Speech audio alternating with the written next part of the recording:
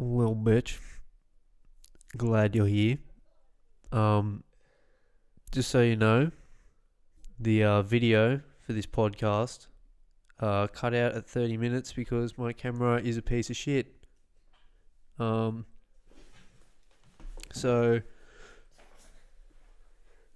My name's Jeff. I was locking in, bro. Yeah, so I guess watch the first 30 minutes if you really feel like it. See our mutts of faces and enjoy. The distortion of the fabric of space and time around one black hole also exists for the other black hole. So you have black holes entering each other's event horizons. So I opened up that thesis. I didn't understand a single page in it.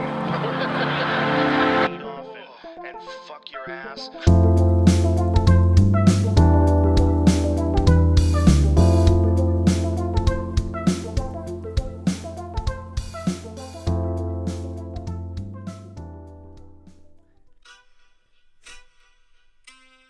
Welcome to the Night Meetups podcast.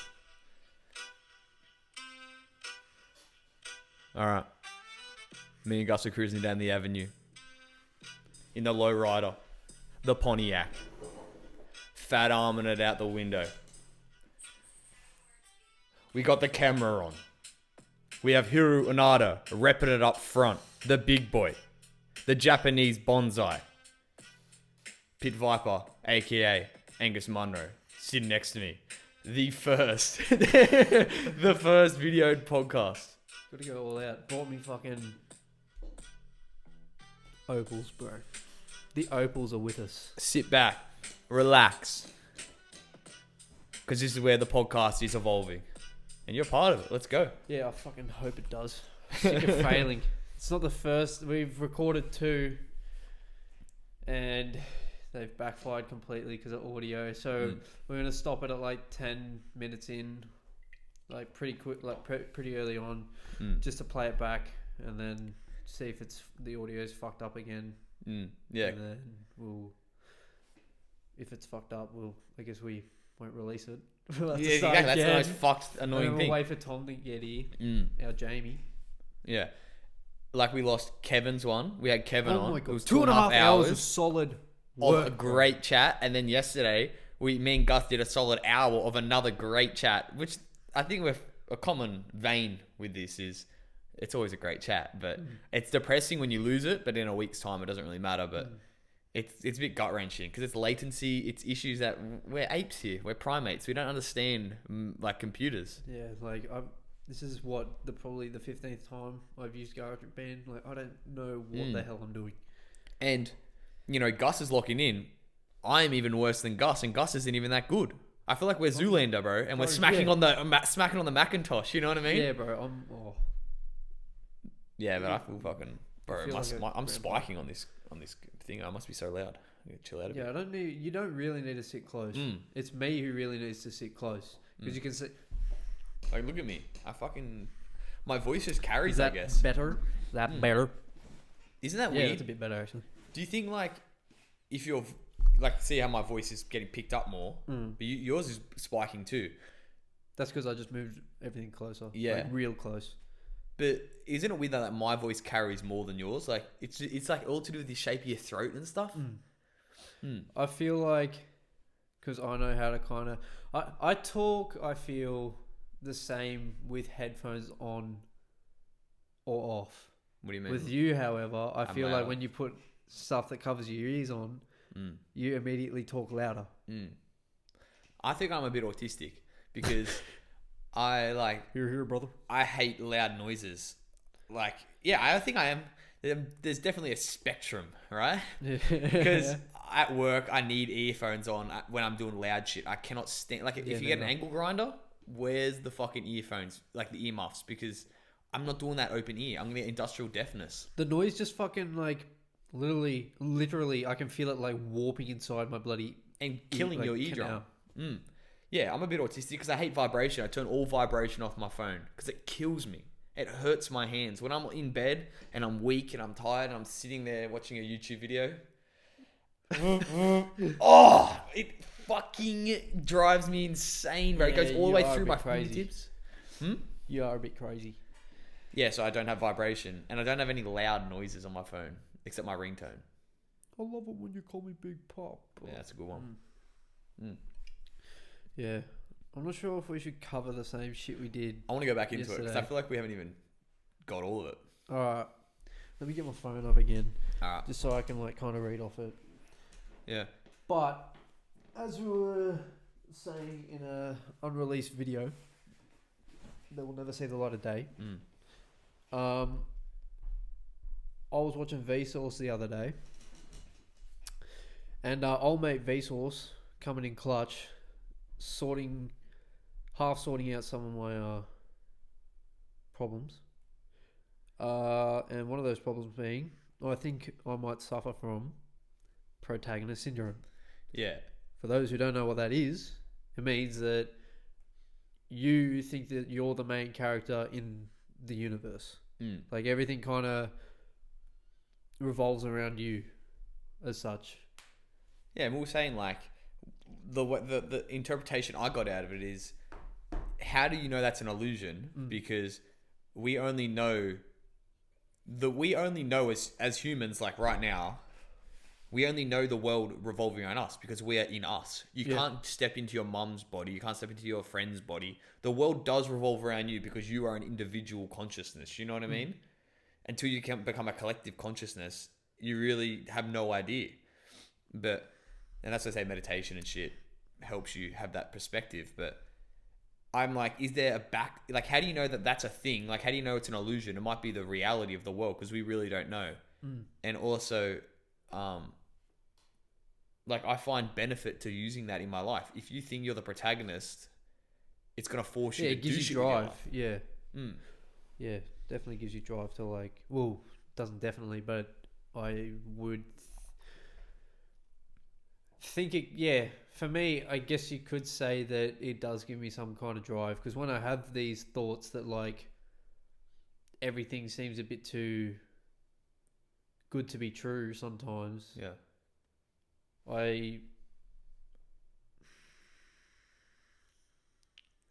You going blank? Yeah. Bro, it happens. Don't worry about it. You got to wait for the Alpha Brain. Sponsored by Onnit Alpha Brain. Thank you for sponsoring this podcast. I appreciate it so much. It's going to help Gus come back from his geriatric stages. But I'm doing this so much lately. Yeah. You do it off air a lot. Yeah. I do it on off air in very weird I do quotations. it fucking Yeah. I do it fucking all the time when I start talking. Yeah. Yeah. What were we talking about? The protagonist syndrome. You said when things are going too well. You're talking about how you feel like we're lucky that we live in the era that we live in, and it makes you feel like you're in a movie. You are the main character of your movie. Yeah. That's what we were saying. Yeah. Like, I feel like it can be useful, like you said as well. Yeah. Because it makes you feel responsible for doing something with your life rather than just, as I said before. It's like we're running over the same shit. So I'm just going to say it like we've already haven't said it before, but it's like it makes you go out and get shit done with your life rather than just, getting a job, getting a mortgage, having Hold kids. you accountable, yeah. Living in the suburbs, then having grandkids and dying. Like that. I have this like black sheep genetic where whatever everyone else is doing, fuck that, I'm doing something different. Yeah, I don't feel like I'm following the grain. same. You are? Like, especially in my family.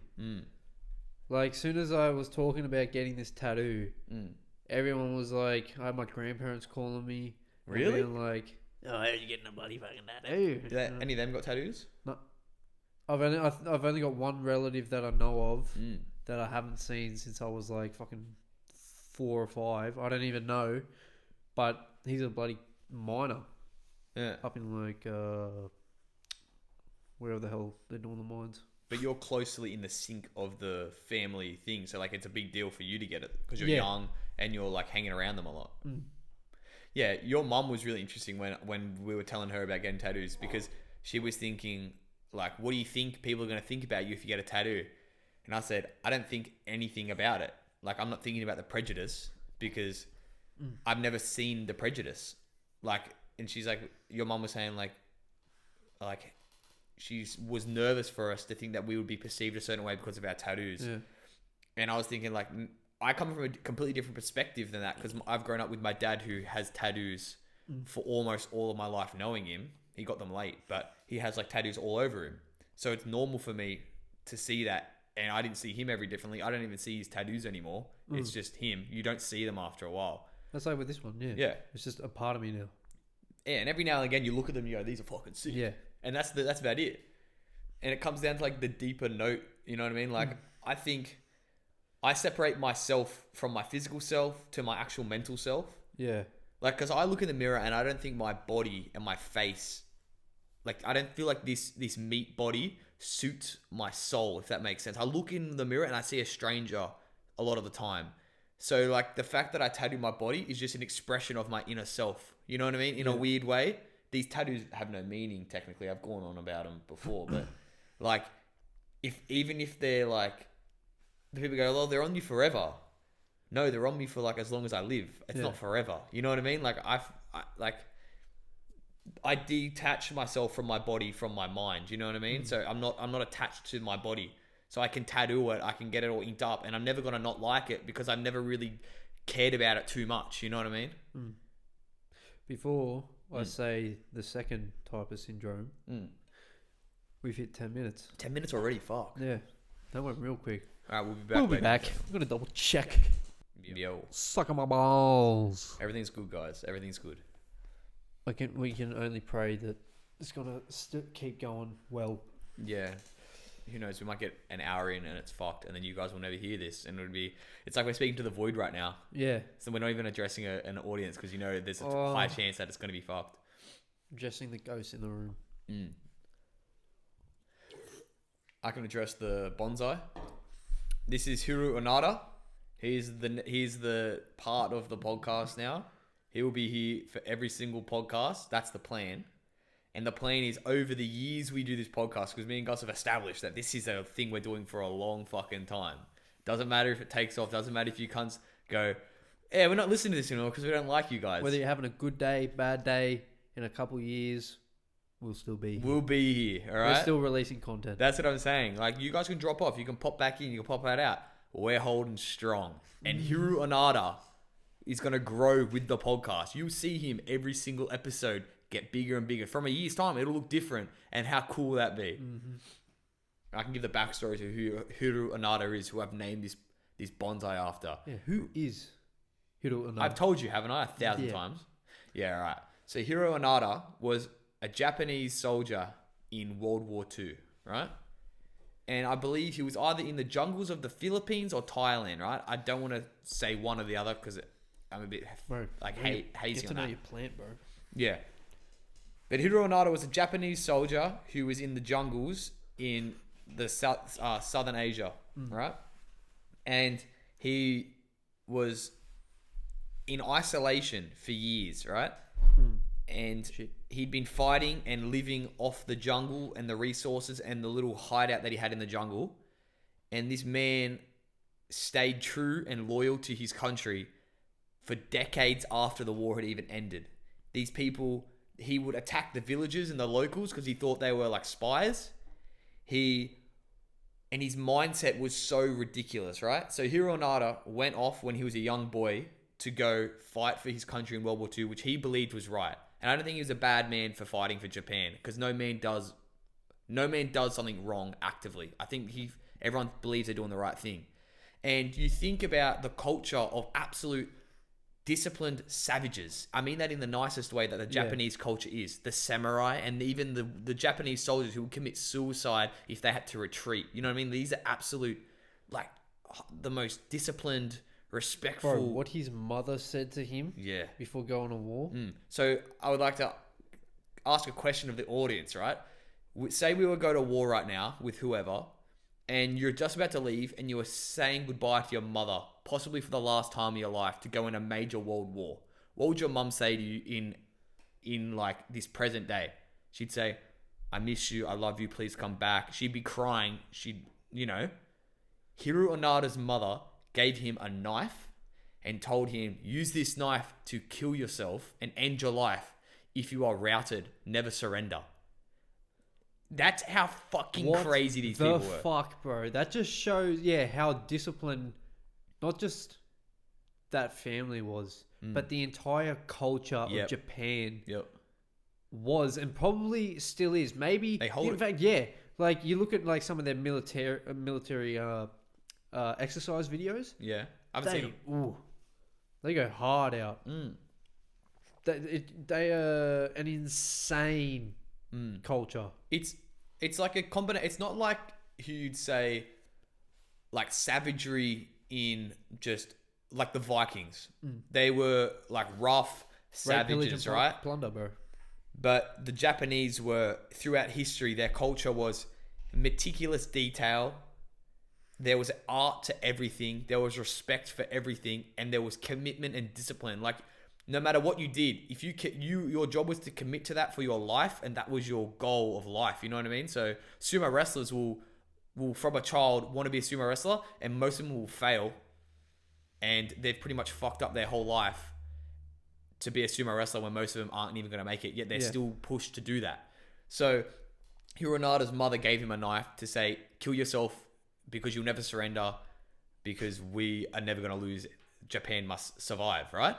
So this guy has this mentality, goes into the jungle for decades, is living in this jungle, and was told many times by the people that the war was over, and he did not believe them. He saw newspapers that he'd come across, and it had pictures of Japan on the main, and he looked at it and he said, it must be US propaganda, because Japan would not exist if we were to lose.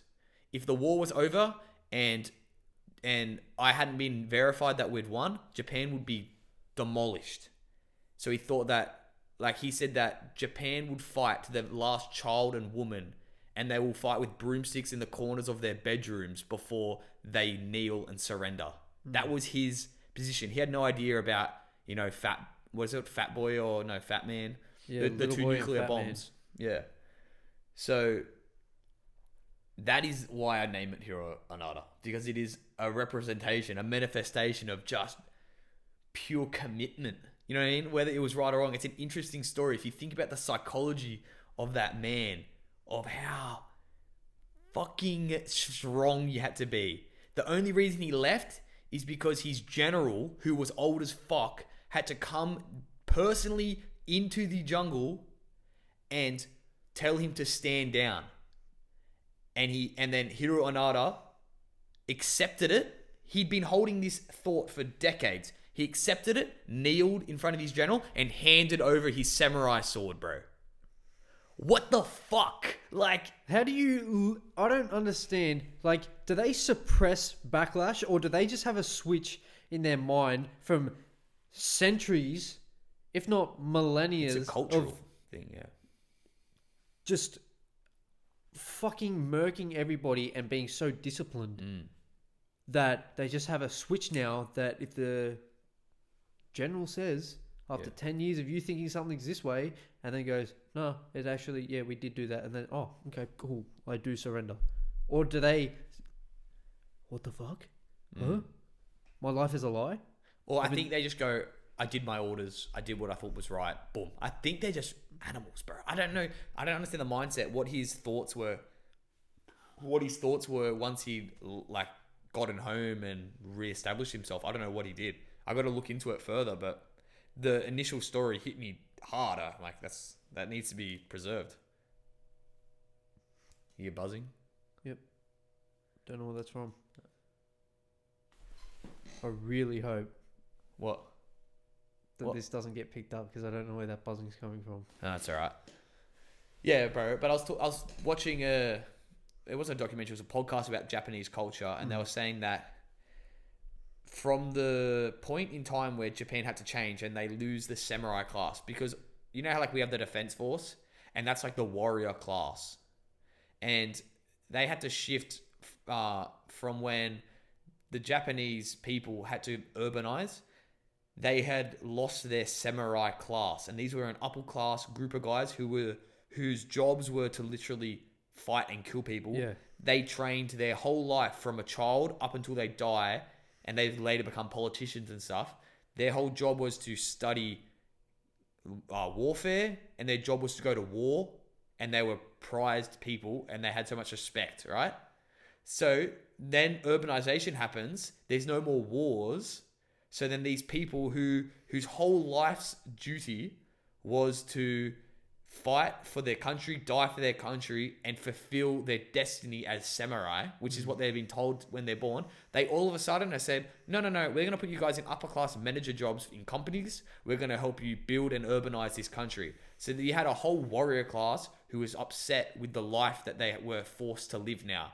So how did they resurrect that? They enforced stricter like ethics and ethos in the way of living. So you know how we think of the samurai as they were the poet, they were the samurai, they knew kung fu, they were politicians, they were well read, they were really intelligent men.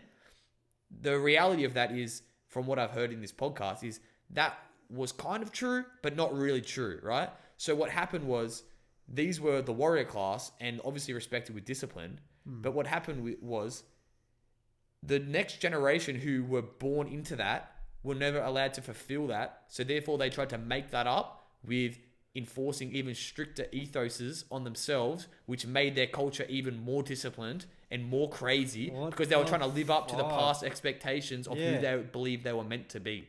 So that's why these guys were so fucking locked in. So then you've even made it, so then therefore they move into this period of peace where they become even more strict, and then a world war breaks out. So these guys go from that period of peace, they've become more strict, and therefore the World War II like soldiers were even more savage than the samurais. Crazy. And that's what led to Hiro Anada and his mother handing him a knife to kill himself. This is why they were so full on, because this like heavy arm of their past telling them this is how they should be. It's not wrong. They were like the most fierce people in all of the wars, you know what I mean? Like, just a shame they're on the wrong side. I would have liked to have them on our side. Yeah. That's crazy. It is. I was going to say something about it. I was going to ask a question, but I can't remember. But to bring it back, Abovo syndrome. Abovo syndrome? Yes. You've been going deep on this. What is this? This is the next one he said, which is basically linked to it. Yeah. And it's this isn't what Vsauce says. This is what I kind of put into my own words. Smart. But you think your life is a movie. When you were born, everything that has happened in the past. Okay, so before you're born, everything that has happened in the past, like history, like World War One, World War Two, even the Vikings, has all led up to the... It's just the backstory. Yeah, of your life, which starts at the start of the like movie. the world and how you've like come to this point. Yeah. It's the context of the movie. Yeah. Yeah. Then you're born. Yeah. That is the movie. Yeah. It's the whole build up, like the drop off, all the fucking little plot twists, whatever the hell. Yeah. Basically the movie. And then when you die, it's the credits. So like there'd be no life after death. So you are the movie. Yeah. Yeah. I don't believe in that particularly. I But, believe like, life will go on. I can relate to some of what it's saying in the fact that, like we said last time, we're born in such a like rich age. Yeah. Not like as in money wise, Yeah. but as in technology wise, and how I guess although we are still divided as like people, we are more connected, and just the amount of new technology coming in, like Neuralink, it's insane. And like you always say to me, although none of you guys know, the singularity. I haven't told them about the singularity. This Yeah, is no, what we that's what I missed. said. They don't know. Yeah, fuck. The singularity, guys. fuck me dead. I got to explain the singularity now. It's worth it. It gets me It hyped. definitely And I is. hope it gets you guys hyped because it fucking G's me up when I hear this, right? So, there is a prediction that, and this is the point of the podcast where we'll be clicking through it, and I'll just, every point I click, it's me ranting, and I'll be like, fuck, bro, calm down. But I can't help myself, guys. I get way too hyped.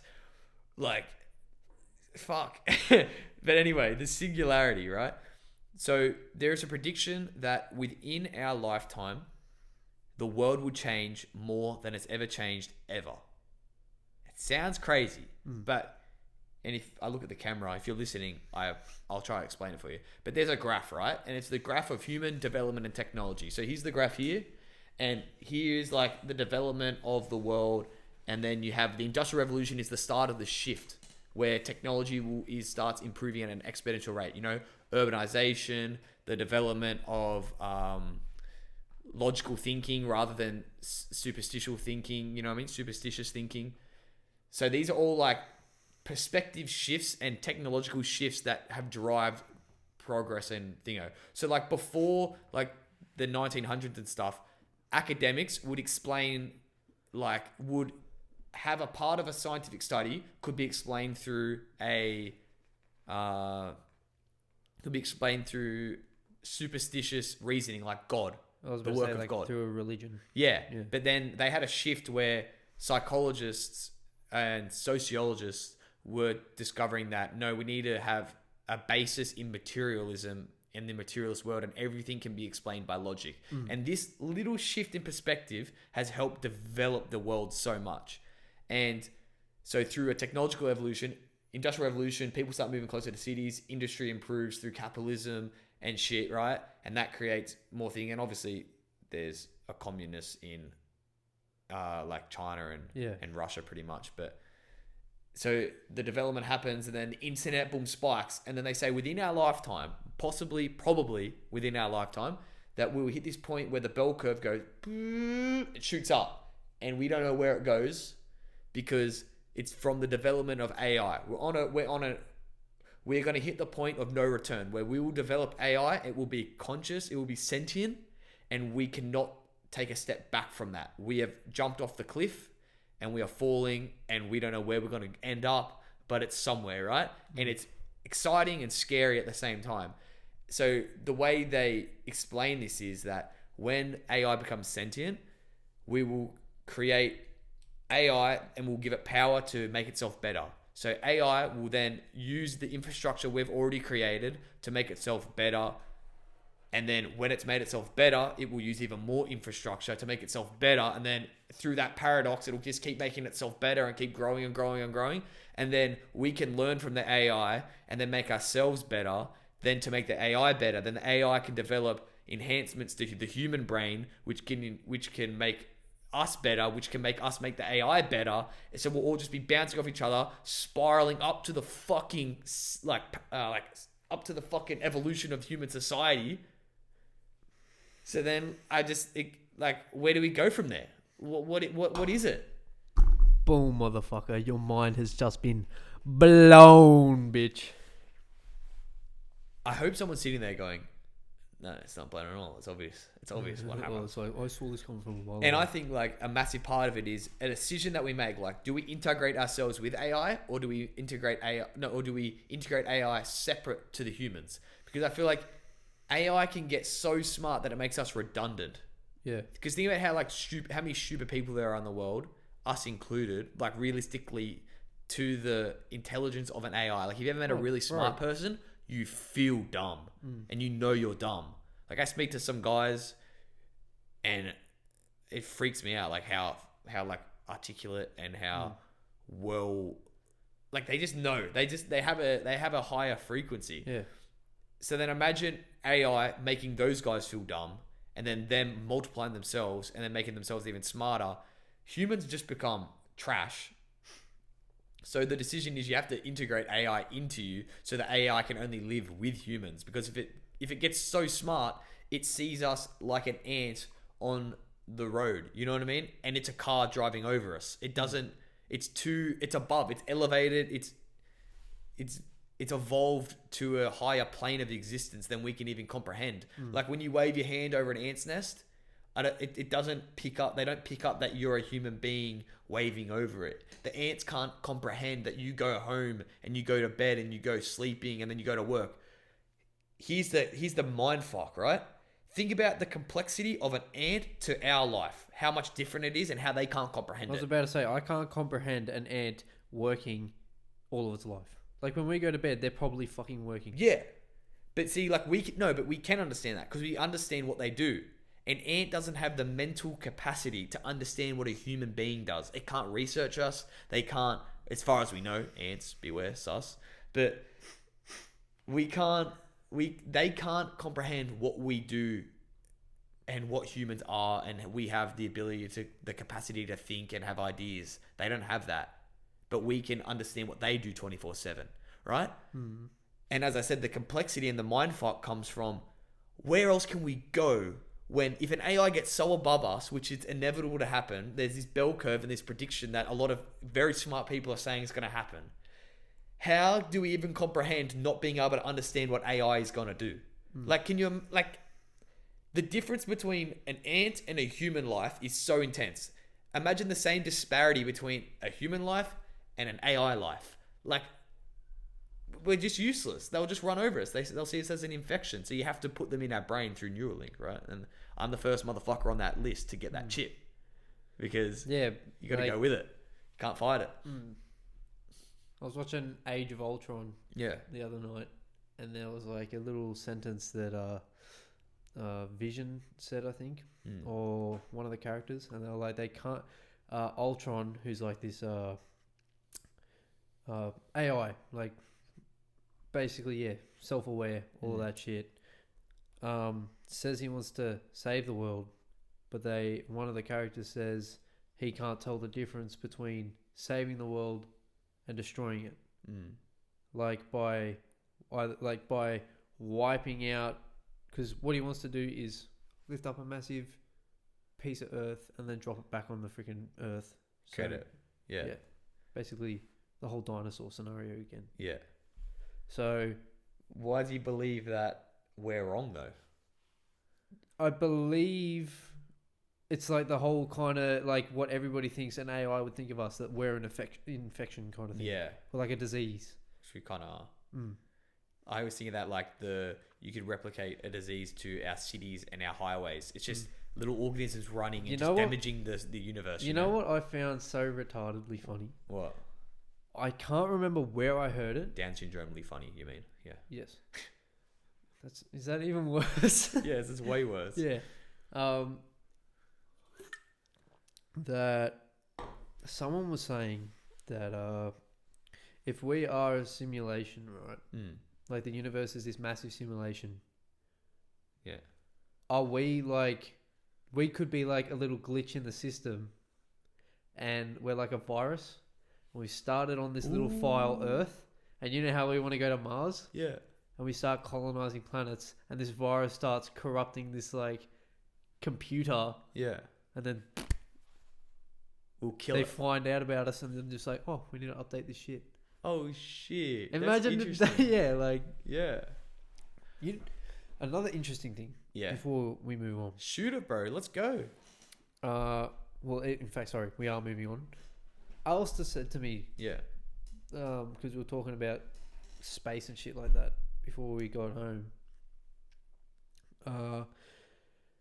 And he said something that kind of made me go, that's stupid.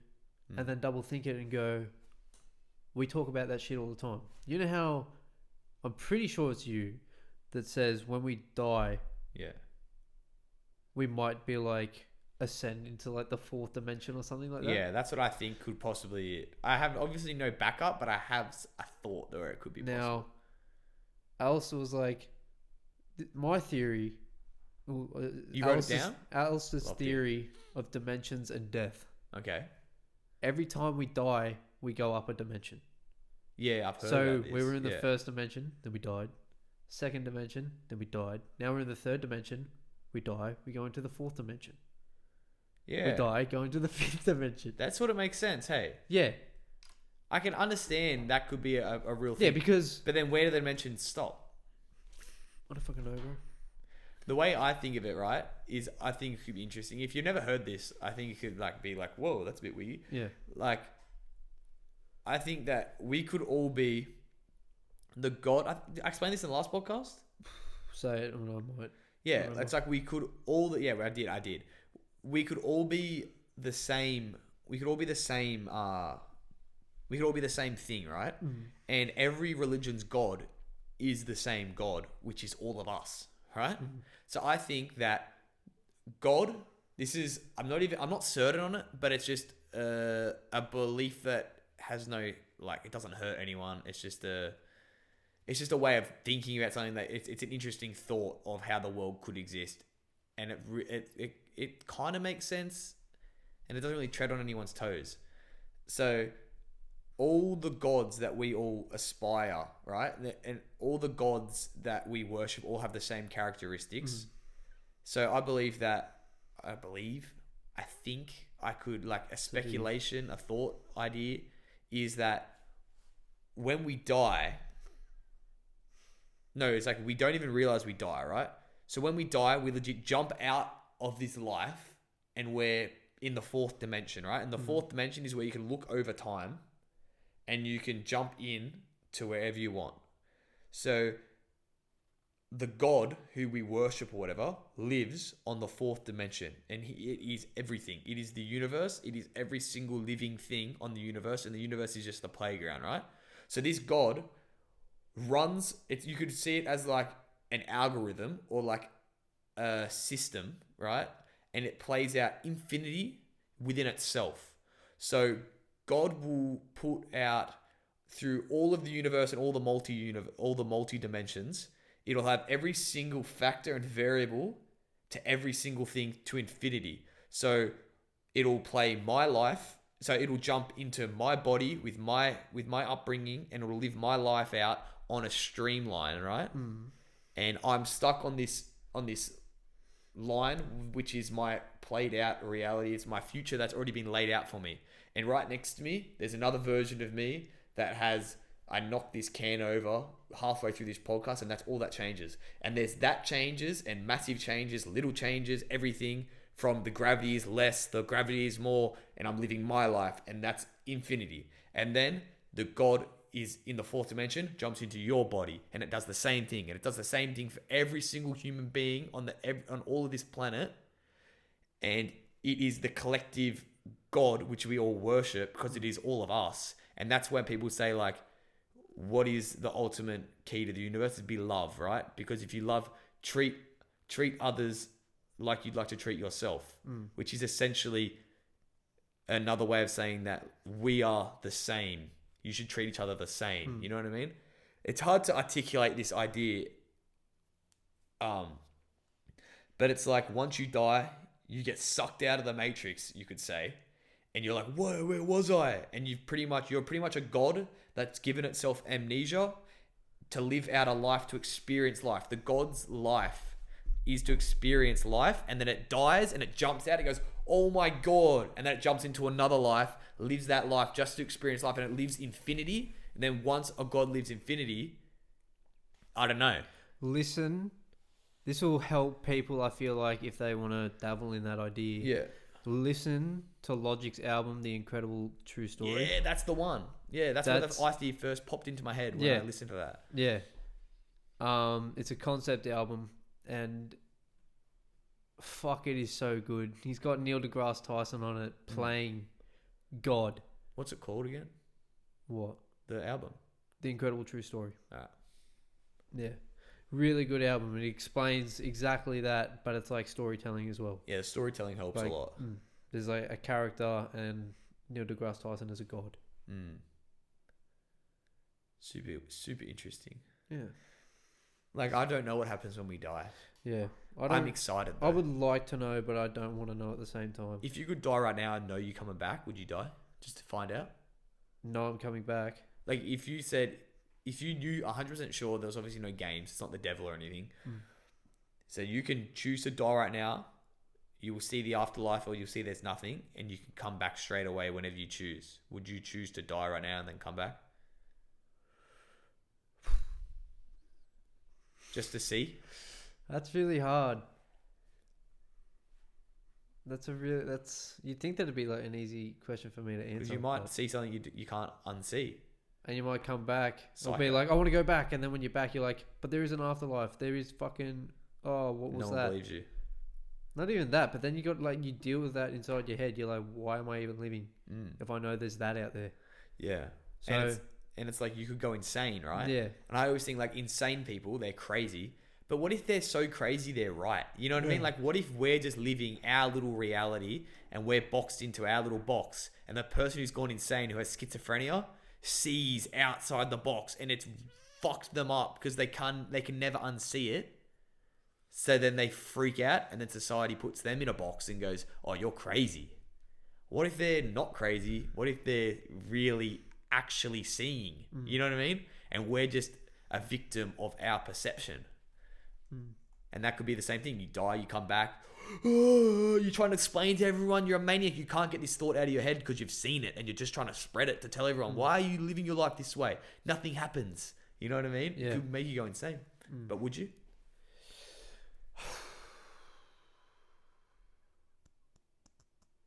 Well, that's the thing. If I'm immediately... Okay, is the question I die and then I can choose to come back whenever I want? Yeah. Or You can choose you can come back whenever you want. But if you is go there, it that there is an afterlife? if it's just black, you come back straight away and you remember it's just black. But if there's an Yeah. afterlife, you can stay in that afterlife for as long as you want and then come back whenever you want. That's a bit fucking locked. But can you even come back at that point? Yeah. I feel like You'd be way too wise, you'd be way too... But you come back. and you're a god. Yeah. Everybody sees you. Oh, Jesus, the Messiah has returned. That's what Jesus was. Fuck, bro. Jesus came back before he even came back. Bro, where are you, Jesus? We need you. Yeah. So would you do it? Do you think? I would do it.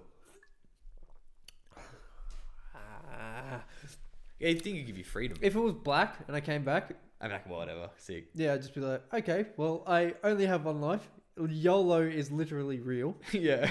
Fuck, let's go. Yeah. Like I was just saying to the boys today, because Alex was reversing the truck and hit old mate's car. He didn't fuck it up or anything. Like he literally nudged the nudge bar on the car or the bull bar, and the guy, he's an older bloke, went and spray painted all the corners of the car and like sides of it in like a fluoro, so Alex wouldn't hit him again. Oh, but was it his daily driver?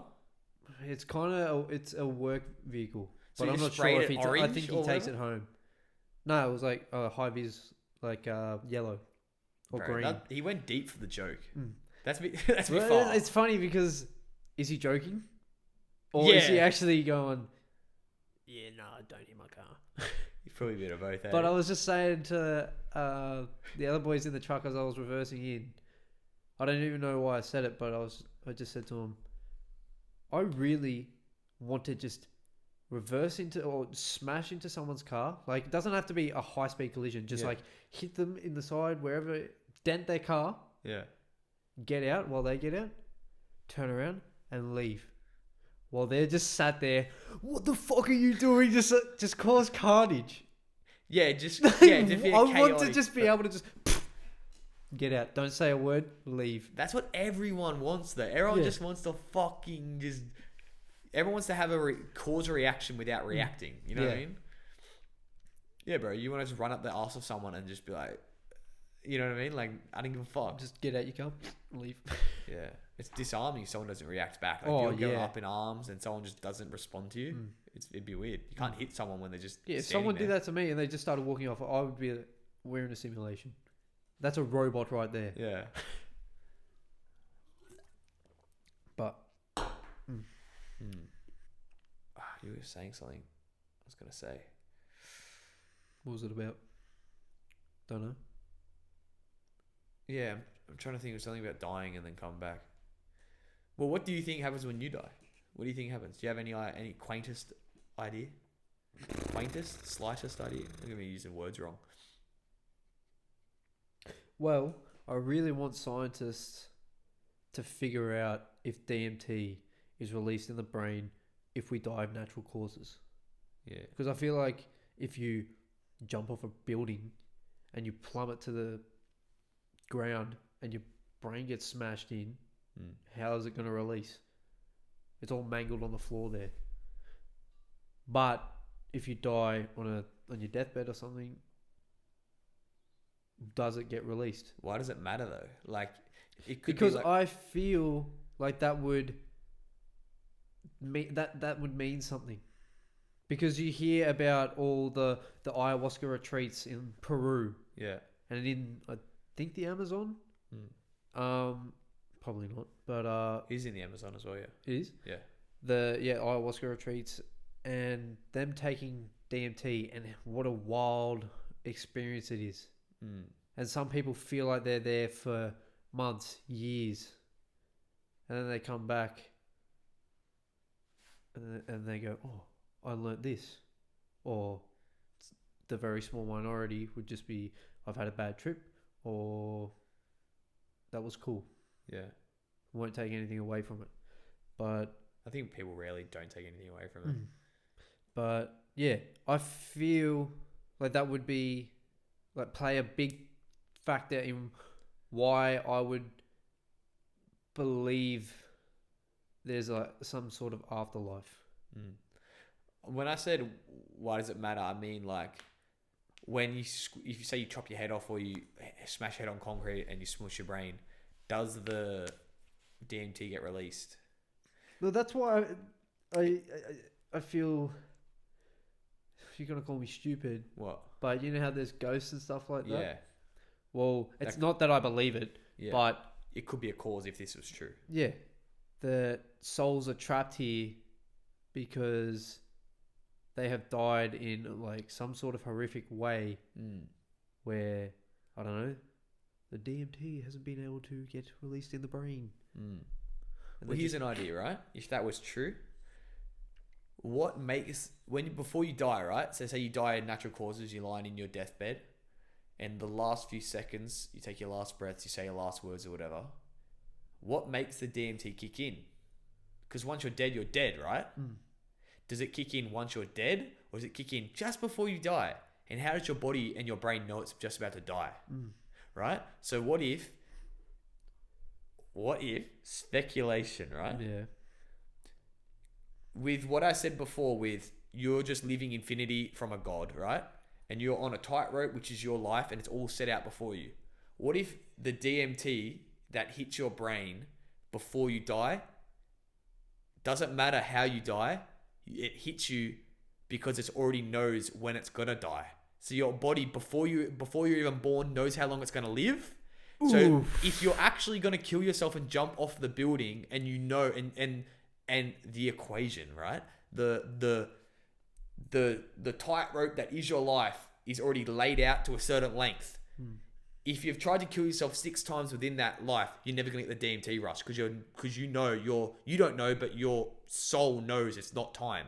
But that last time you jump off, and as you're falling, the DMT rushes into your brain, boom, you splat, you pull it out of your body, and you're back into the 4th dimension, right? So what if that happens every single fucking time, and it's already laid out? The DMT activates when your soul knows it's gonna die. That's an idea. So if you chop your head off, it activates just before you get your head chopped off, or as it's being chopped off, it activates. You know what I mean? Because what is the catalyst that causes it to be released? But you're saying, like, is it in the brain? That is very interesting. It is. It's weird. That's an interesting concept. But what I was going to say is they've already proved that DMT is in your spinal cord, it's in your lungs, it's in your brain. And that the reason why I get the whole is it released in your brain because they did a test on rats. Yeah. I believe it was. Yeah. And that's what happens.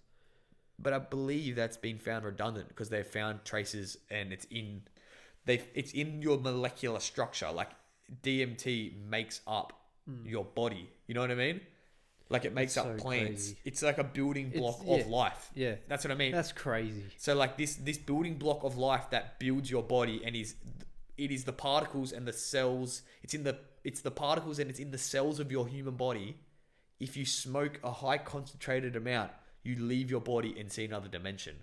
Out of body experience. and I hear someone say, "That's just stupid. That's just stupid." This stuff is built. You are built out of it, and if you smoke and inhale a large amount, you see gods and you speak to gods, and gods Mother speak to you. ayahuasca, Bro, how can you hear that and just not do anything about it? Like, how can you hear that and go, Wrong. yeah, I'm just gonna like not think about that for the rest of my life? Like, I'm a curious mind. I cannot hear that and not be curious. Like, I have to do that one day. I can't not do I'm that. definitely doing that. If you ever hear me, for those listening who know me, if you ever hear that I'm going to Peru or the Amazon, You know, you best believe I'm not meeting gonna hide Mother that shit. ayahuasca. I'm going for it, bro. Yeah, bro. Like, I don't like. I feel like it's people's mindset that they've been drilled into from their birth, right? It's just like, oh, can't do this. This is bad because society tells me it's bad. The people upstairs, the people above us who make the laws are smarter than me and they know better than me, and I need to trust these people. Nah, bro, do your due diligence, right? And question everything. Okay, why is it illegal? Why is it illegal here and legal over there? It's just the same thing as weed. It's just like, okay, is it addictive? No. And addiction isn't even bad for you. You have nicotine addiction, you have caffeine addiction, you have alcohol addiction. Addiction shouldn't be a reason to make something illegal. We have the right to choose, right, as human beings, right? So that makes that first point redundant. Can it poison you? No, it can't poison you. It's handled perfectly by your body. Alcohol is poison, and we have that legal, right? What does it do? It makes you question reality, and it makes you not want to fall into line with the rest of society. You know what that is? That's a danger to the people who build the laws of society. So they make it illegal. Yeah. They don't. It sounds so like conspiracy theorists, but they honestly don't like it because it makes you question what's right in this world. And that's what we need in this world. Do we want change? Do we want Black Lives Matter? Do we want women's rights? You know what helps people change their mind? When they see that love is everything. And that's what this shit does. You know what I mean? And for those that don't believe that alcohol isn't poison, why do you think you throw it up on a bender? It's your body telling you. It's not just too much of this shit. It's this shit will kill me if it stays in. Like, people get alcohol poisoning. People get their stomachs pumped all the time. Yeah, and there's nothing against drinking alcohol. Bro, I will have a drink. I don't know, sometime in the near future, whenever I stop this sober shit. Yeah. But I can safely say that I will drink Yeah, same. throughout my life, the rest of my life. I'll also smoke cigars Yes. on a boy's birthday. I'm not opposed to any of this shit. Yeah. I just want people to know that the facts. Yeah, I'll drink alcohol. I'll get absolutely destroyed at a pub. Like, I'm not against this. It's bad for me, but I have the like. It's a point of weighing up. Do I want to like live and fulfill like experiences, or do I want to live distance? It's a way of getting in the community, mate. Yeah, it's a balance, bro. It helps you meet people, helps you talk. Like, there's a value to it, and there's a reason why it's stuck around in society for so long. But I'm not against alcohol. I'm not one thing is weighed more. I am for the right for human adults to make a decision for their life. Yeah. We can buy guns, right? I can choose to shoot someone, but I never will because I'm a normal fucking human being. I should have the right to do whatever I want if it doesn't hurt anyone else. Yeah. I can go skydiving. You know what I mean? Well, with that shit, I feel guns is kind of a bit of a different story. What do you mean? Just any kind of weapon, really. Sure, you should be able to have it, whether it's for like recreational, like and leisure kind of shit, or that. But if they're gonna make it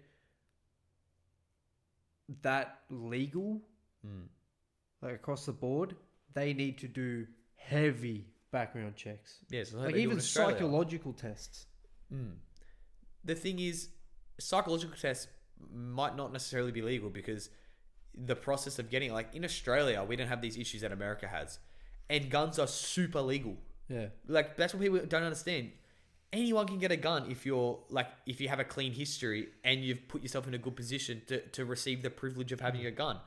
And the difference between the right to, say, smoke weed or the right to have a gun is weed doesn't kill people, guns kill people. Therefore, you need to have more of you need to hold people's hands more with guns and make sure they're doing the right things with them, which I agree with that.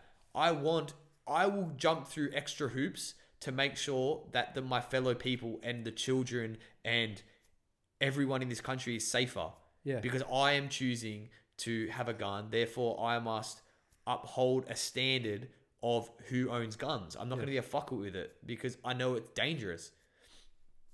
But I think that if you are a good person, you should have the right to do whatever the fuck you want as long as it's not hurting someone, you know? Especially you can't hurt your own children. A lot of people are neglectful to their... Look at me get on my fucking soapbox, but I don't know, man. I saw the other day, like this lady had a pram and she was smoking a dart with her mum right next to the pram. I'm like you can do what I'm never going to say anything, but it just makes me sad. You know what I mean? Like that shit adds up. You know what I mean? Yeah. Every little cigarette a baby inhales, its brain is legit growing. Like starting that Nick addiction early. It's fucked, bro. Yeah. Already nearly an hour in. Yeah. I need to take a wee. Oh. Have fun. Go by yourself. Trapped again. But this time they can visibly see me stutter over my words. For those who don't know what that means. Don't say it. Don't say it. Don't mention it.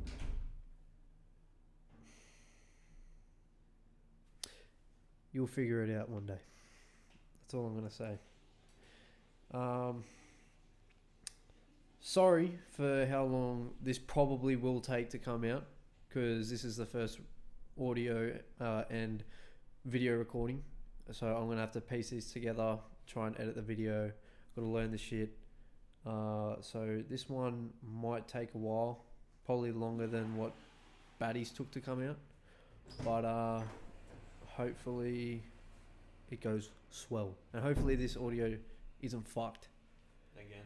It wasn't at 10 minutes. So let's just hope the next 50 minutes is alright. We can only pray. Mm-hmm. Pray to the gods. Yeah.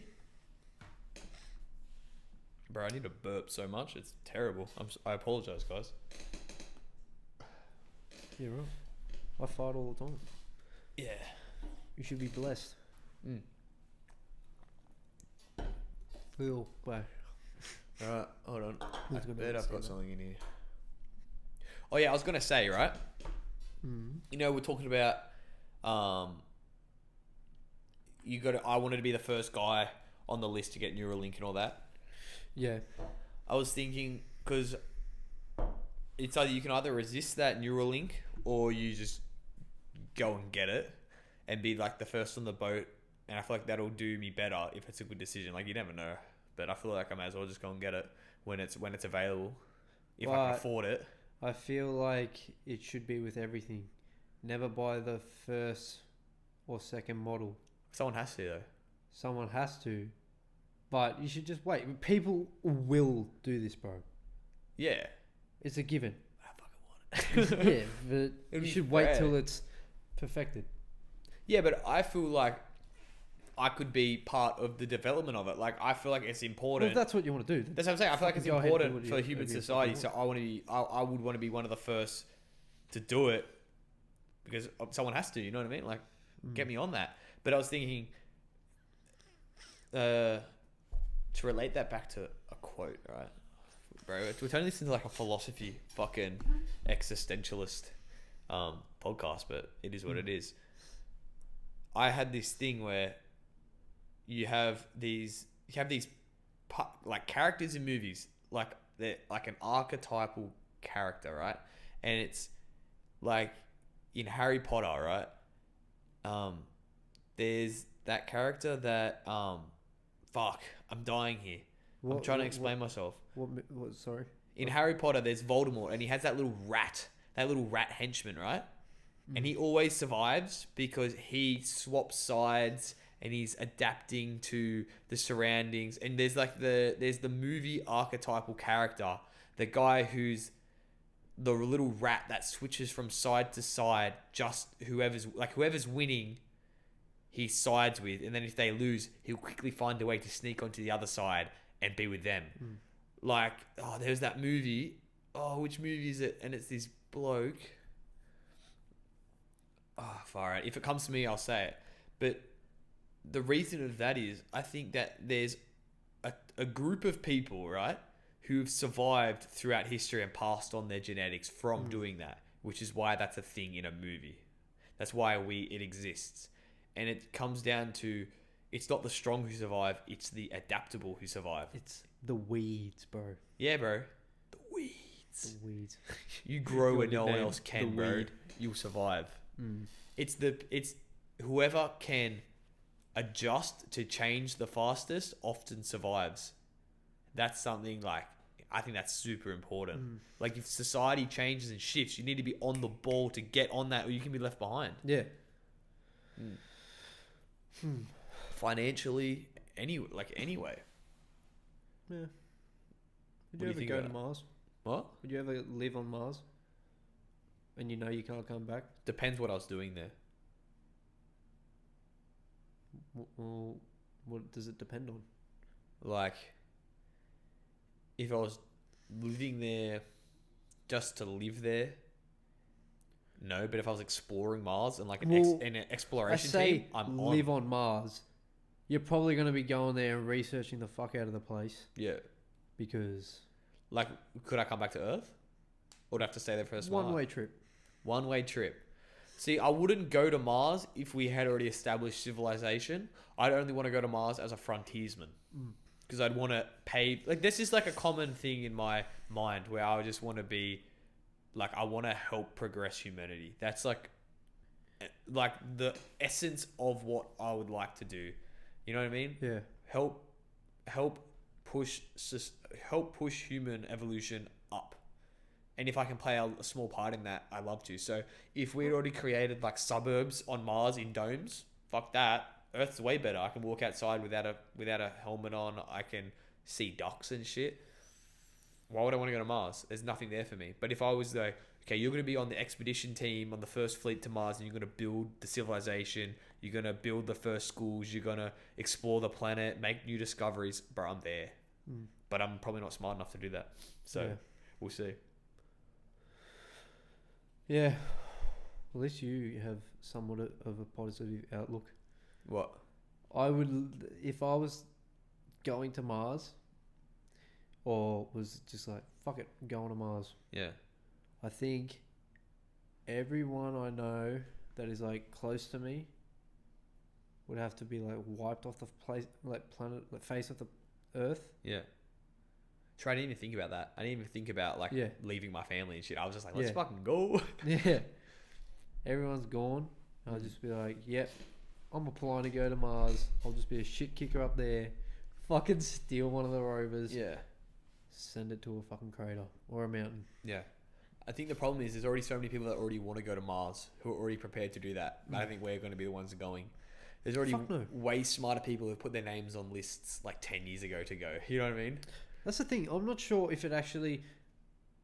I'm still confused because I've heard that something about a one-way trip to Mars. I don't think... Maybe for initially, I don't think it's a one-way trip. Because they got to develop society. You know what I mean? They got to have like freight train... Like big ships and freights across. Yeah, well, that's what they kind of want to do with... Oh, is it Elon or Bezos? I don't know. I think one of them wants to go to the moon and like set up a whole station there and like get our resources from the moon. Send it. Yeah. Why not? Like, I think we just need to get off this rock. We're way too vulnerable on this one planet. We need to go multi-planetary because... Space mining, bro. That'd be so freaking weird. Space mining, but then eventually it just becomes a job. Like, do you want to be a miner on an asteroid in space? Fucking Earth, that'd be sick. Imagine being Fuck bored that. for a year or two. Fuck that. Just on another freaking place. Bro, do you want to be a miner in a mine here? I could do it, yeah. But would you do that for like your life? Depends.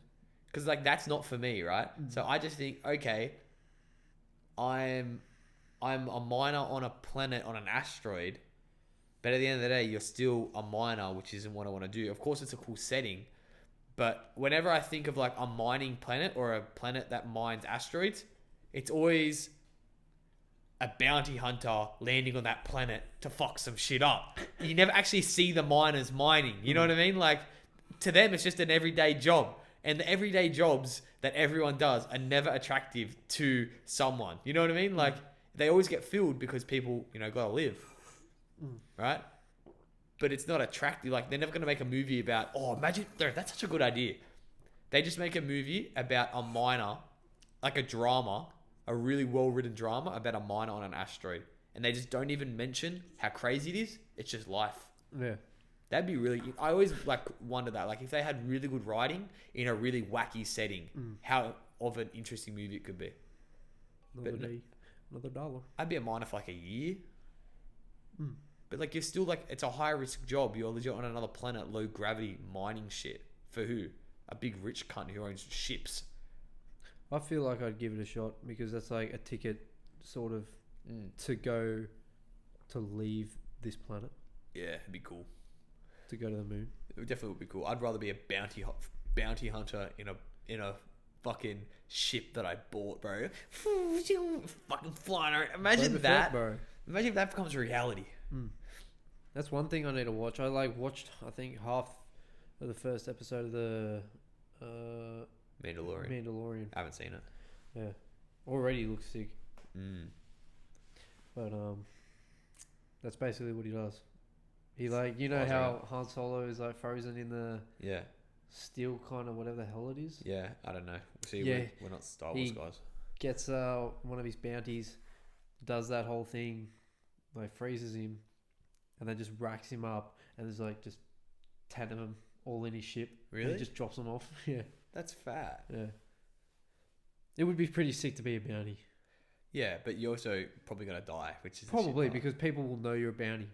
Yeah, and also you're legit fighting criminals who are career criminals. It's just like the Wild West. The bounty hunters die, so do the criminals. Texas Red with a big iron on his hip. It'd be sick to be a cowboy as well. Yeah.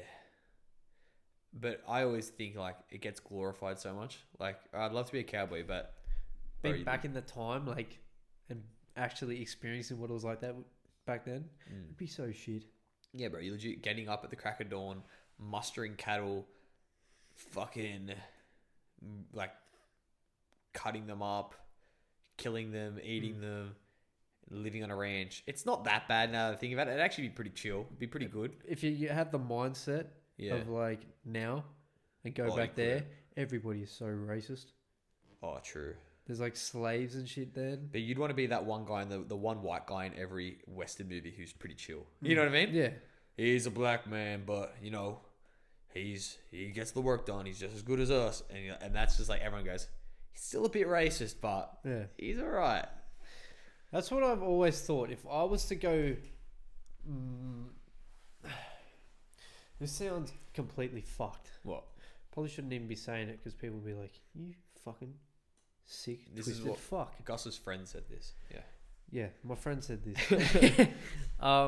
If I would had to go back, into the Western times, I feel like I would buy. I know this sounds real fucked up. Buy a slave and free. Buy slaves, and just you're free. Yeah. Just buy them to be like cool. You can stay here, work and whatnot if you really want, but do your own fucking thing, bro. I wonder if that was a real person, because that'd be really interesting. Yeah. Yeah. But often the thing was, especially in ancient Rome and ancient Greece when they had slaves, if a politician bought you, he was giving you a better life than you could ever live if you weren't a slave. You know what I mean? Like, I'm reading this book, it's called Epictetus. It's Epictetus, this philosopher, and it's about his teachings and stuff. And he was a slave who was bought by I think it was Epicopolis or something like that. But it was some politician in the Roman like council, and because Epictetus was a slave and he was in the class of a freed slave, if he was freed, he would never be able to talk to noblemen. He'd be just a peasant. He'd be rubbish. But he was a slave to this high-end person, and he was in the inner circle of the Roman council, hearing everything they were saying, getting the education that they were getting.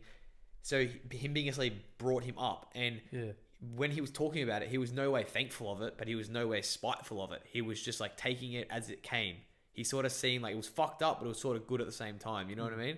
And I feel like that's what a lot of like you have Samuel Jackson in Django.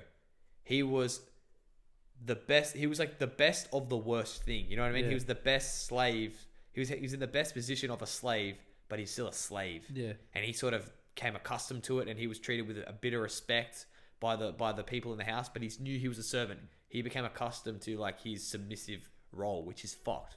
Yeah. But it's what happens sometimes, you know. Django was such a good movie. Django's a banger movie. Django Unchained. Yeah, but it would be interesting to buy them. But as I said, like it's almost better to buy them and then keep them. Like, say you're free, you can do whatever the fuck you want, but still keep the paperwork to say they're a slave. Because if they just walk around, they'll be like, "Who are you?" And they'd be like, "Oh, I'm freed. I'm myself." And they'd be like, "You think so?" And they get lynched and they get fucked up. But if they had papers saying, "This guy owns me, I'm out in town doing this shit," it would sort of give them a cover, maybe. Yeah. It's complete speculation, but you could be the guy who buys all the slaves and just has them, but has them free to live their life. But if anyone comes knocking, he owns them. Therefore, you can't fuck with it because it's their property. Because it's another white man's property. Therefore, they get arrested. Because like black guys get murdered and shit, they didn't care. So it's like using the worst point in time to do good. You know what I mean? You're using it's so fucked, bro. Like, how were we that savage? Like, how were we that mean to everyone? I don't know. To treat a whole other race completely differently because of their skin color. It's so retarded. So dumb. That is retarded. They literally were retarded. They were mentally retarded. Like, how do we get to that point in time where we view people like that? And like, we think so differently now. But I bet the future generations will say the same thing about us, but eating meat. I guarantee it. We'll just have to die out. We'll be like the last generation of meat eaters fully. You know what I mean? That's the thing, you know, because slavery still is a thing. In fact, I think it's bigger now than it was back then. Yeah. It's just not as overt. It's more covert. Yeah. Yeah. It's because we're so westernized. Yeah. We're sheltered from it. Yeah. But slaves. What was I going to say?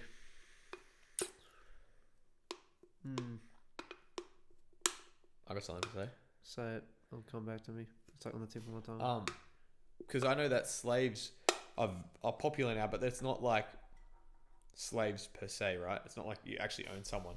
Like all of like the United Arab Emirates is built essentially by slaves. They'll get people from another country like from Bangladesh and shit and India, and they'll truck them over as workers. And then as they get into UAE, they take their passports, they put them on buses, they ship them off to camps, and then they say, "You work with us on this contract. We'll give you shit working conditions. All your life is to work. We ship you here. If you try and leave, we'll put you in jail and execute you. And you have to work for this amount of time before you give your passport back and you send you back to your country." And that's pretty much legal slave labor that no one questions because the UAE control the oil. You know what I mean? So, and that's why the sheiks are so fucking rich, is because they're building infrastructure on the most fucked margins of profit to fund the Western country going over there, like the UFC, and they fund all their shit they want to do, and they just make money off lower classes being fucked. Yeah. And if you go to UAE, you will be looked at in history from living off of slave labor. It's a bit fucked. You know how we were saying like it's so fucked just because people saw thought it was like okay to put another race under you, like be able to buy. Yeah. Like don't get me wrong, That's a risky thing to say right now. I feel sorry for what has happened to the black people You're freaking me out. in like recent times. Yes.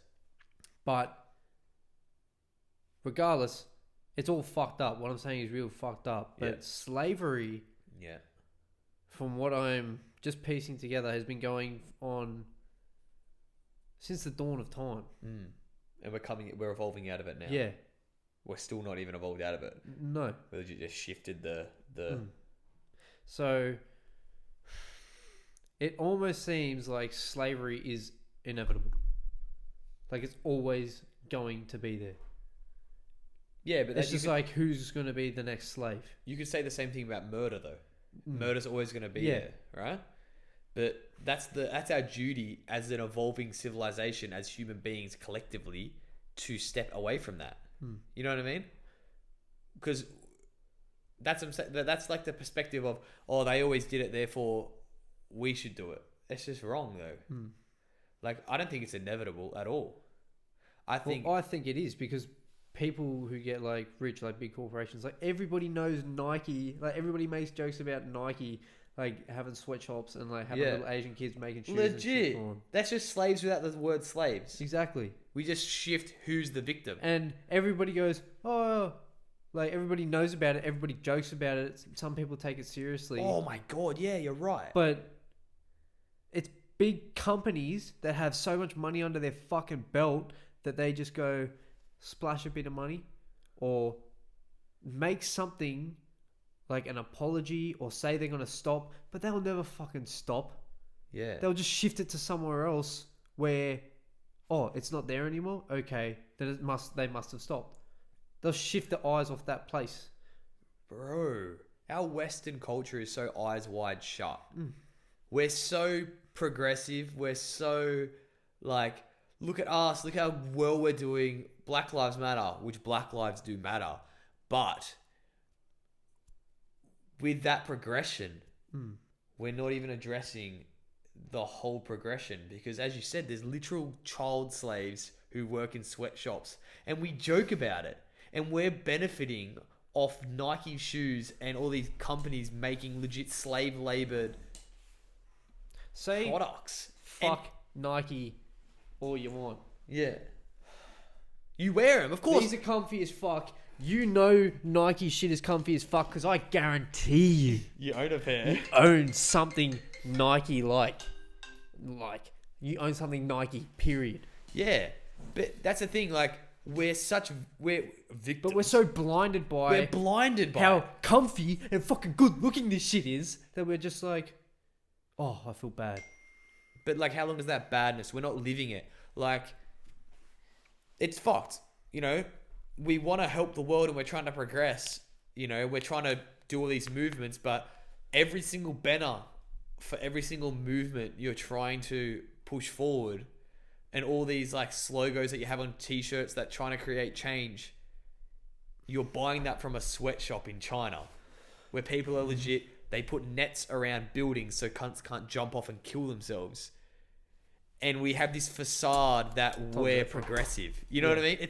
It's weird, and it'll never change because capitalism, bro. Because the people with the power get to decide what happens with the world, and it's just no longer overt. It's covert now. They do it in secret. They want to hide it. Like Apple does this shit. They have little farms where they like make people design all this shit. It's not even And then like, build it. And then they say designed in California. Not made in California, well, you that's the sneaky thing. fox. it's designed by the people who have that tech, Yeah. but They don't do it. they just send it off to like where it's cheap. Yeah. Like, And you could say, oh, they're getting money for it, but that money is way... Like, the profit margin is fucked. They could easily provide these people with a better wage and still make ridiculous money. It's really warping my mind, right? Far out. I don't even know... Like, I'm sitting here and... Like, every movement that's trying to create change, like, you know, Black Lives Matter... that's been created with George Floyd, you know, like it's all right, and we can only focus on one thing at a time. You know what is Fucked, bro. retarded? What? Retarded or Down syndrome? Down syndrome retarded. It's Down syndromely retarded. Yeah. It's not retarded. China has like, because you know how over here Coles, like the one of the biggest things. Ooh. One of the biggest things. It was in the news. I think maybe this year, halfway through last year. Coles was getting rid of a bunch of their employees because they were making Automated systems. Yeah, yes. automated systems. China doesn't do that. And you're probably like, why? Because they have that many people, the amount of manpower. What do you mean? So they're saying they're not automating their factories? Because they have that many people to work cheap for, that is cheaper than like automating stuff. Really? Yeah. Are you that serious? they have all like, there's over 1 billion like Chinese people. Yeah. So they just go, we're just gonna employ a bunch of people, and it'll get the same work done as the automated system for a whole lot cheaper. Yeah. Because they'll employ them for minimum wage, which minimum wage over there doesn't sound too nice. So that they just don't have the need to like automate anything. Like they can make the stuff to automate stuff and then just send it over to bloody wherever the hell. Yeah. Australia, America, westernized places, but yeah, they don't necessarily do it themselves because they have that many people. China is super interesting because the way their government works, right? They're legit trying to masquerade like a free country, but they're pretty much a communist fucking totalitarian government, right? Yeah. And I was looking at this scientist, and he was part of an American, like the American Scientific Society or whatever, and he was talking about like the international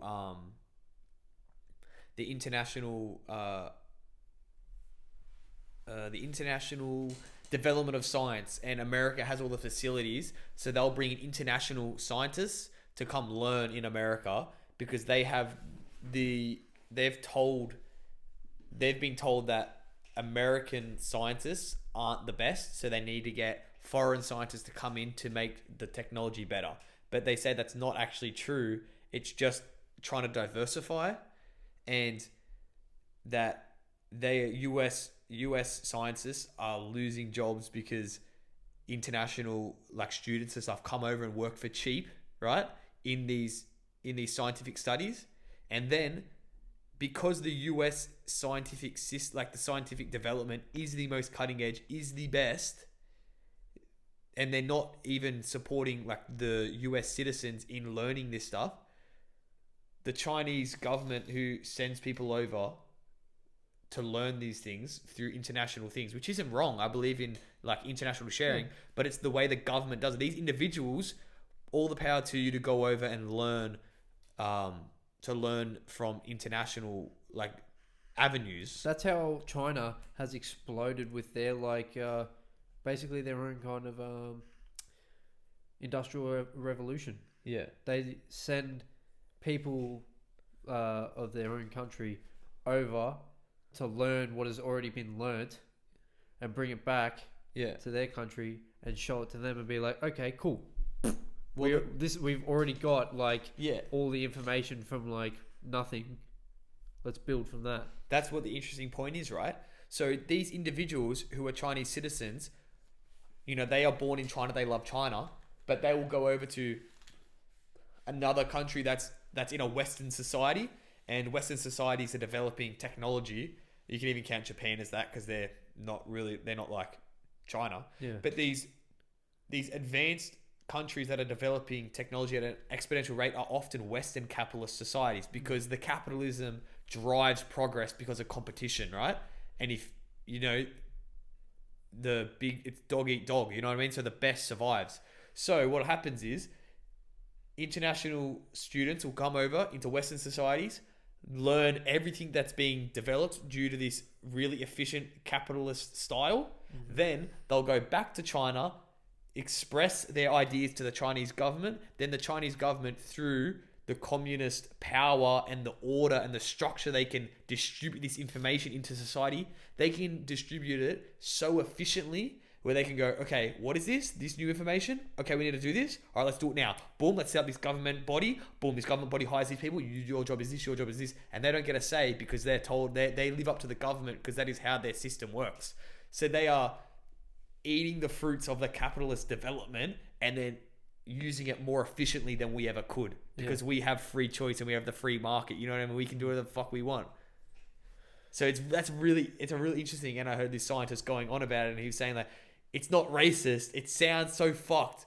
He's just like, we're just trying to like keep the development and keep everything equal because, you know, if you view America would view China as a potential superpower threat, right? Because we're obviously not a superpower threat. No way. It's like Russia, China, and US. And if US keeps doing this, they're legit giving up all their information for free to China to then become even stronger, and then the US becomes redundant. So the US has a reason for national security to keep the information within themselves. Yeah.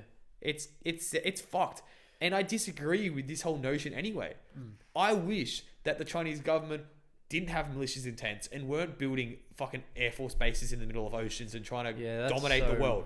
I wish it wasn't like that. I wish that we could all go, oh wait, you're Chinese, you're Russian, you're American. No, we're all human beings. Let's all just fucking come together in a summit and develop information and technology together. Let's all unify.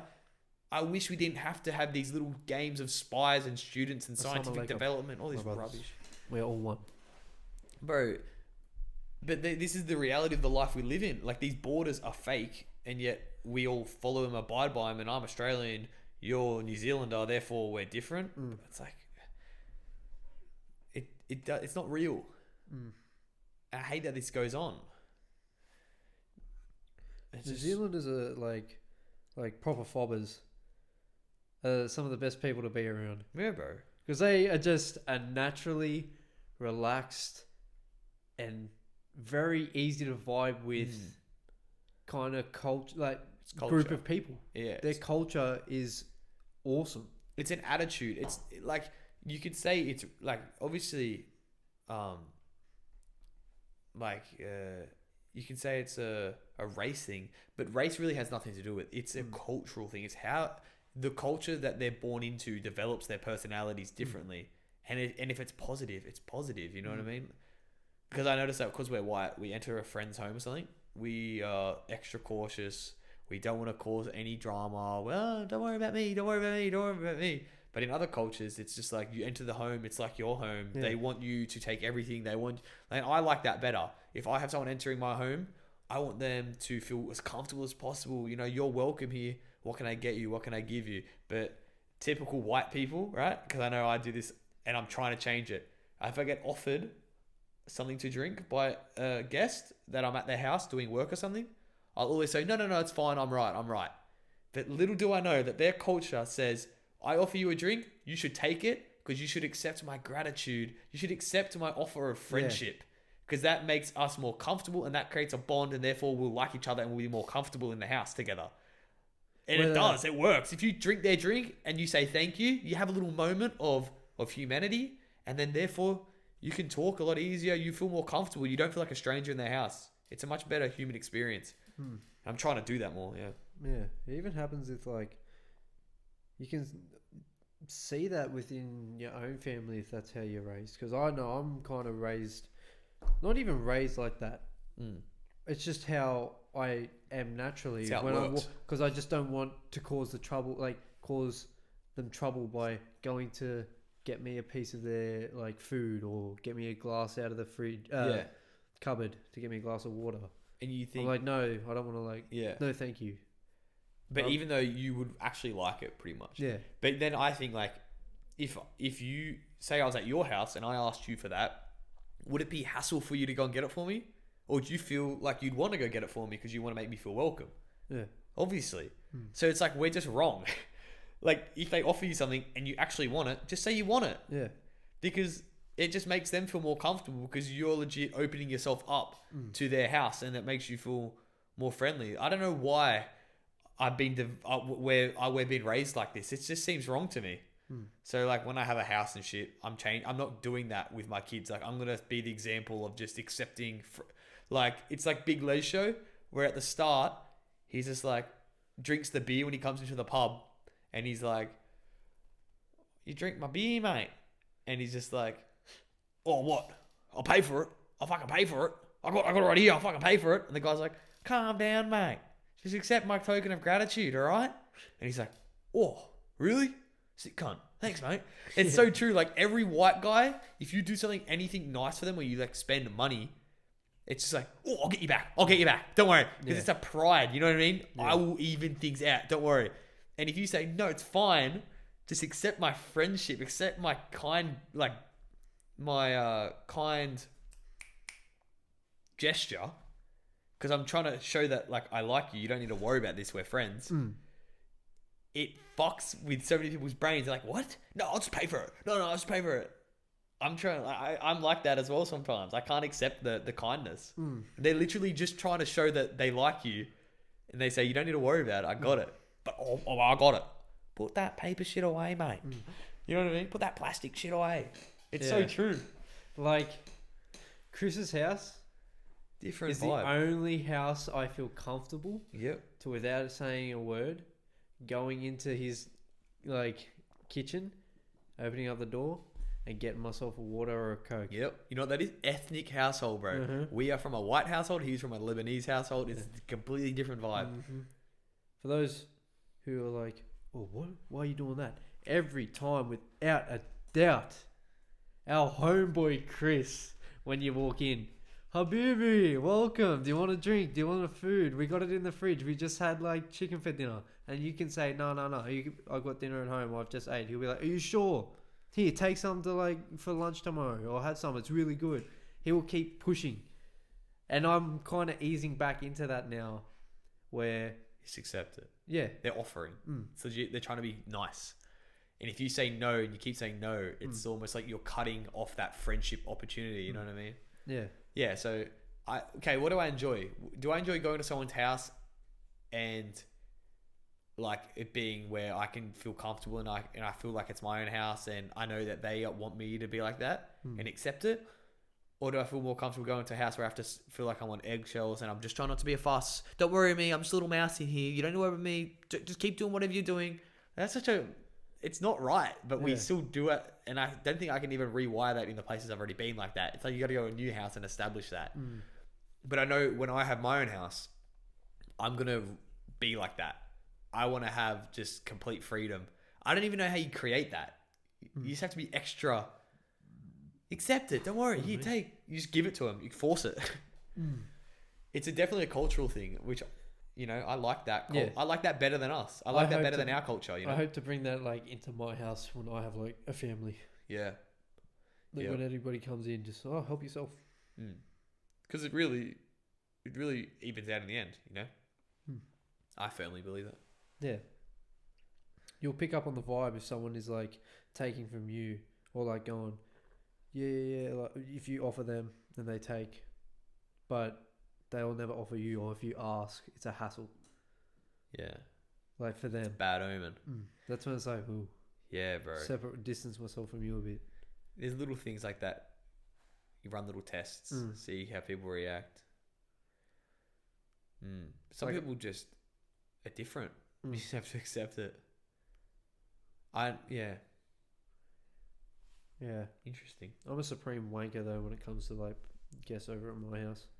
You just leave. Yeah. Nah, if someone asks me for something, like, "Oh, can I get a glass of water?" I'll just be like, "Go get it your fucking self." Or, That's because "No, you're you close with cannot." us. But I will give you a glass of water. Yeah. Yeah, that's just because you're close with us, though. Yeah. But then you know what I find? I just find that when sometimes you do that, I just don't do that because I just think it's hassle. It's just extra effort I have to go through because I'm eventually gonna have to get you water anyway, or eventually you're gonna get water anyway. So why wank you about it? Only at special times I'll be like that. Yeah, but even growing up, I'd be over at your house hanging out with you, and you just fucking run away, and I'd be like, all right, I'm 12. I'm at my friend's house alone, and he just ran off into his house, and I have to go inside the house and navigate the house and find him. and you just like walk around the house. That's the thing. Such a weird thing for me, especially when I was young, you know? It was daunting. It's so stupid. It's like, I'm not sure if I was like trying to get across that my house is your house. Like, Was that what you you're do trying to whatever do? the hell you want. Yeah. Like, follow me, sit in the freaking couch, do whatever you want. Yeah. Like, because, yeah, I would feel like if I go inside, I'm going to get something, or I just walk into my room, you do whatever the hell you want in the house. Because I know you're not going to take anything from there. Yeah. But, or do something fucked up. Like, get a samurai sword and cut my bed sheet. I would never do that. Yeah, never. That was funny though. Yeah. That's about it, eh? Cooler? Yeah. That just tied up nicely. Yeah, it did. Just preface, if we said anything fucked up, it wasn't true. We didn't say it. Yeah. You don't know what you heard. Like, you're wigging out. We're human beings. Yeah. You're on some other shit. I love you. We are one. Alright, wait, what do I say at the end? That's my outro, hey. Thank you so much. The energy. Here's what you gotta do. Crack open a can of motivation. You got this. Hero and auto proofs. now I gotta click the space bar and end it. Ciao guys. And fuck your ass.